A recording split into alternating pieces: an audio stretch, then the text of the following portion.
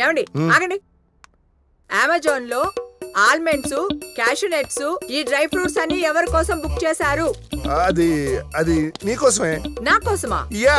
ఆహా, మరి ఈ స్లీవ్లెస్లు, ఈ ఇన్నర్లు ఎవరి కోసం కొన్నారు? ఏయ్, అది అది రెడ్డి గారు బుక్ చేయమంటే బుక్ చేసా. రెడ్డి గారు? రెడ్డి గారు నైటీలు స్వీటీకి ఎందుకు బుక్ చేయమన్నారు?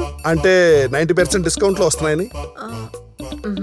ఉండండి, వాళ్ళ ఆవిడకి ఫోన్ చేసి మాట్లాడతాను. ఏంటి, రెడ్డి గారు బుక్ అయ్యాడా? కాదు సార్, రావుని బుక్ చేసాడు.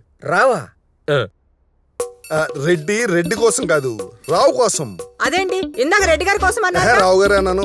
రావు గారు సోనీ విడిపోయారు కదా, రావు గారు సోనీ కోసం ఎందుకు కొంటాడు? ఉండండి, సోనీకి ఫోన్ చేసి అడుగుతాను. హే సరోజ, ప్లీజ్. రావేదో సోనీ క్లోజ్ అవడం కోసం అలా ట్రై చేస్తుంటాడు. ప్లీజ్ సరోజ. ఎలాగోలా భలే తప్పించుకున్నాడయ్యా. అలా వాళ్ళ ముగ్గురికి రాత్రి బెడ్ ఉండలేదు, పగల ఫుడ్ ఉండలేదు. ఏం చేయాలో తెలియక బ్లడ్ బాయిల్ అయిపోయింది సార్. ఇప్పుడు నాకు అర్థమైంది.